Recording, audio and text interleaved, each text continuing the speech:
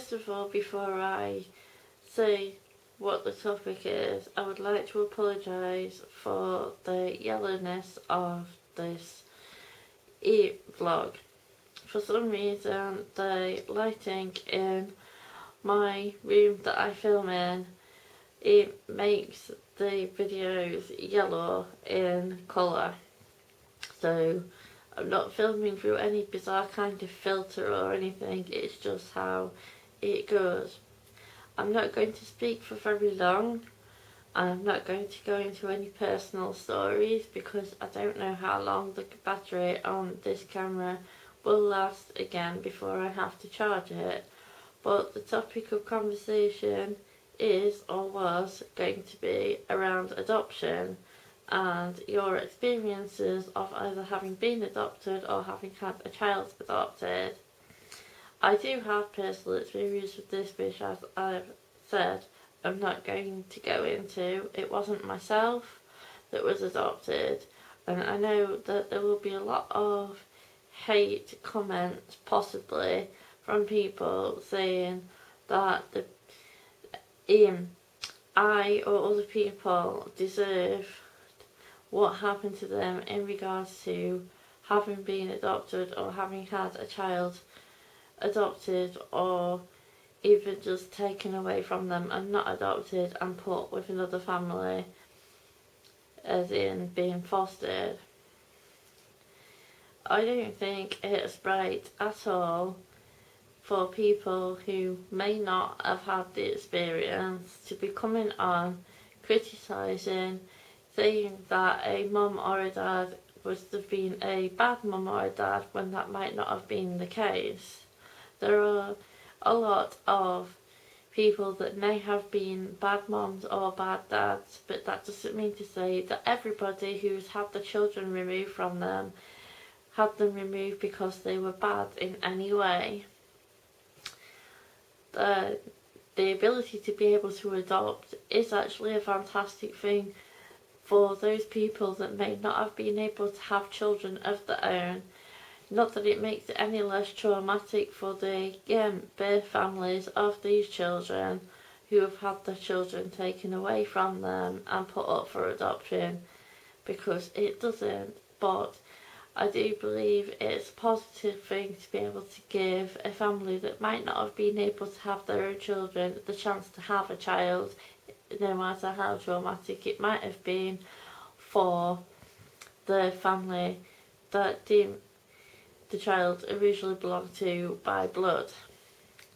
I'm not going to go too much more into this. I am going to find out if anybody is interested in talking about their story. I won't discuss mine right now, and if anybody is interested, I would get their permission before putting it on YouTube, because I do not have the ability to blur out anyone's face that might want to have their face blurred out, and they might not want to have themselves and their stories plastered all over my Facebook channel, my YouTube channel, or shared to Facebook and other social media. Excuse my slip up then. This is not going directly onto Facebook. This would be on YouTube and then shared to Facebook and Twitter, etc. But only with the permission of the mums and dads and families of the people that want to talk about adoption and what it was like. Again, apologies for the yellowness of this footage. It won't be going up tonight because unfortunately I have some technical difficulties that I've just posted up a video about. Once again, this is the third time I've had this issue and not been able to upload. It's the 1st of November 2016, but it won't be going up today. Hopefully it should be up by Sunday or Monday of next week and will be shared to both my channels.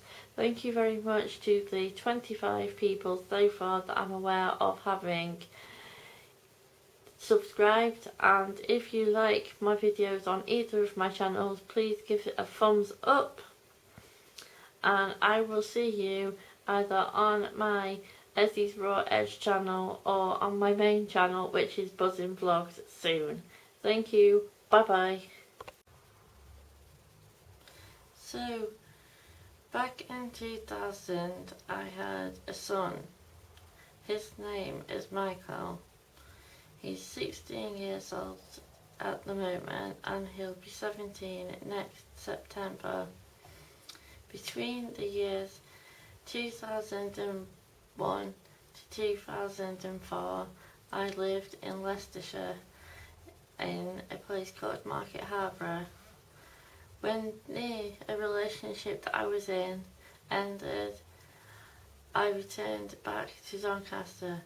However, my son had already returned back here due to him having been placed with my mum. This was due to social services back in Doncaster writing to Market Harbour Social Services with concerns about my parenting. At this time I was 21 years old and had moved from Doncaster to Leicestershire to live with a partner. I'd not actually looked after my son by myself before because I had some issues with depression and anxiety. Well, not necessarily anxiety so much, but depression since the age of 15 due to having been bullied in school.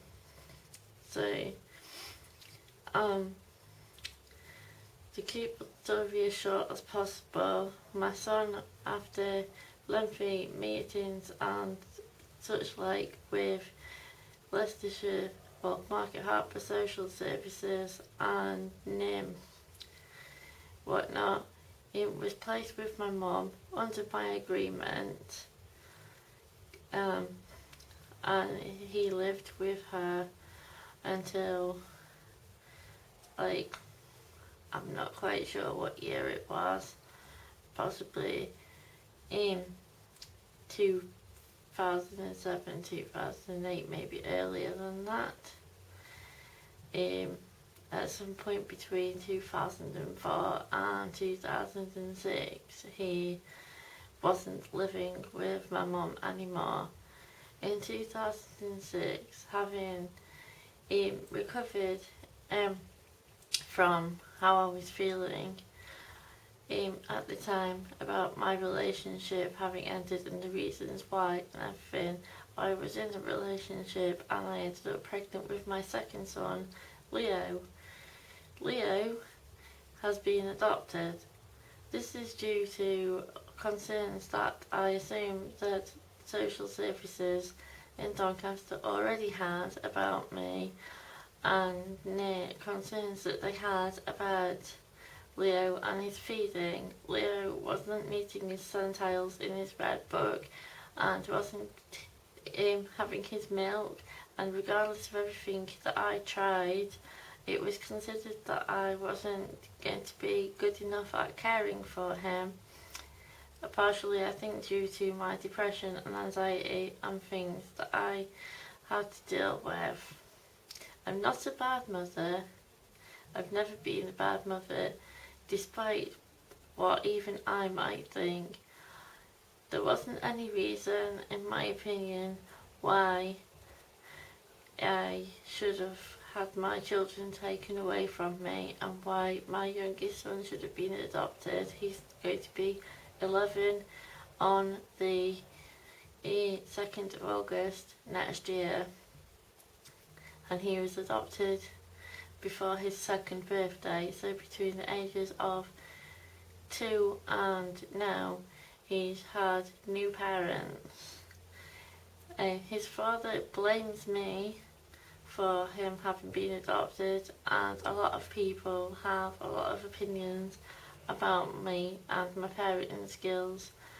And I feel that if I had been given the help that even a psychologist said that I should have got, and that I'd been able to do transactional analysis, which is not available on the NHS and was only available in Sheffield privately, and if I'd been getting the help for years that I should have been getting, apologies for the noise, I think they're doing some work outside, and they've picked a great time when I'm making an important video. But as I said, I had for years been fighting to even get my diagnosis of depression. I have had on and off other issues, plus I feel that I had postnatal depression after I had Michael, which wasn't diagnosed by them. It's never going to be diagnosed by them.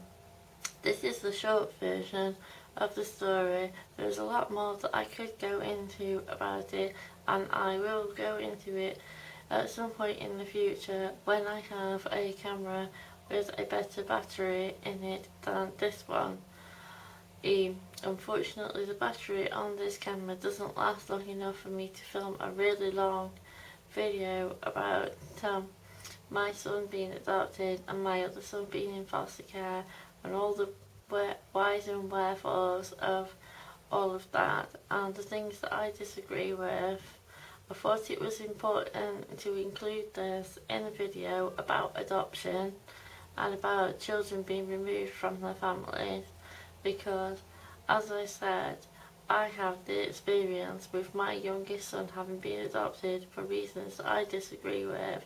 I was told by my own solicitor to neither agree nor disagree with the decision that was going to be ultimately made, which has made my depression and anxiety worse. I have had more serious issues come up with my depression and anxiety due to all of the upheaval that I had to deal with relationship breakups and being blamed and being classed as not a good enough parent.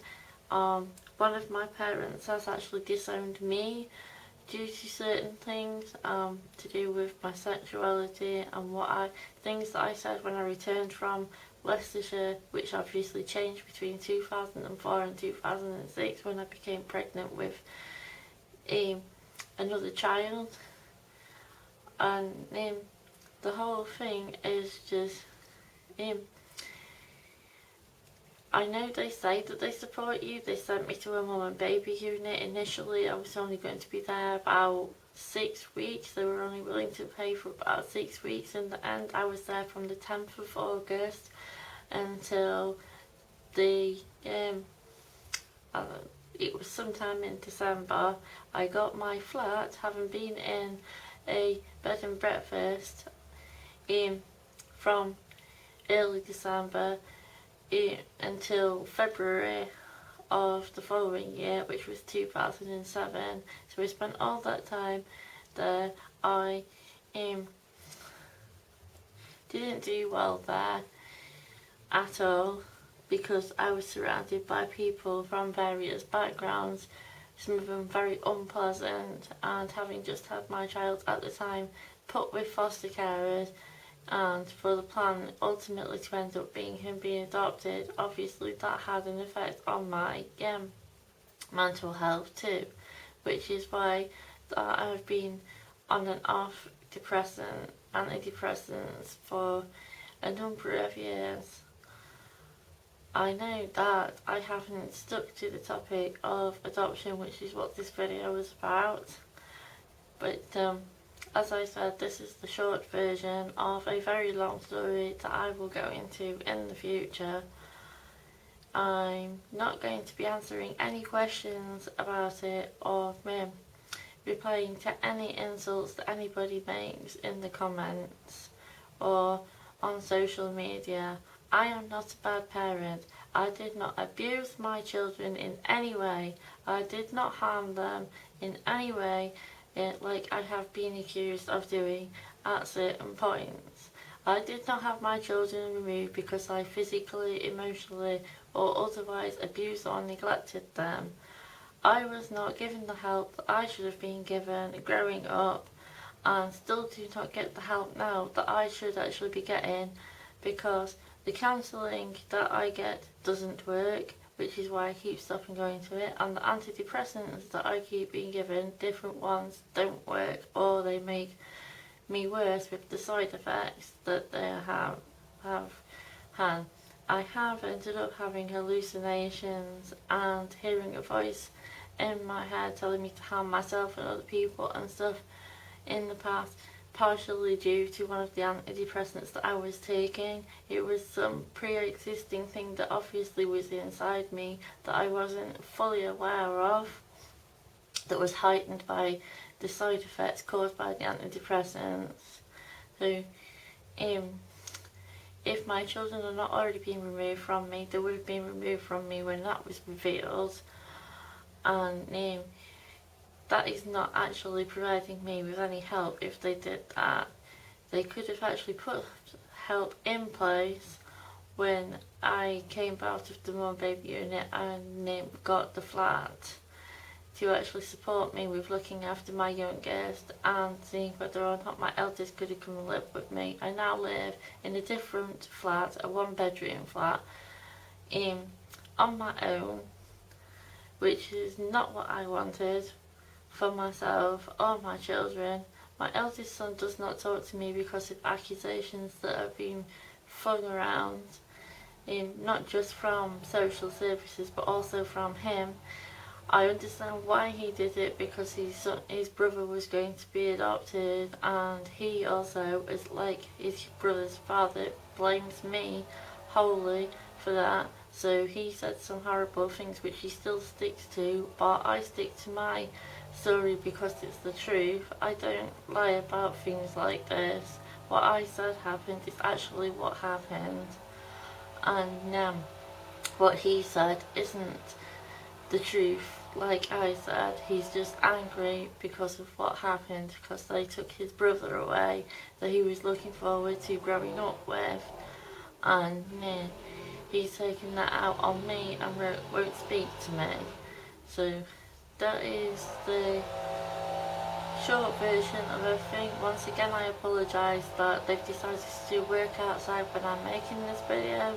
I'm not re-recording it, so please like and subscribe if you like this video, and I will be back again another time to talk about another topic. And that's me done for now. Bye bye.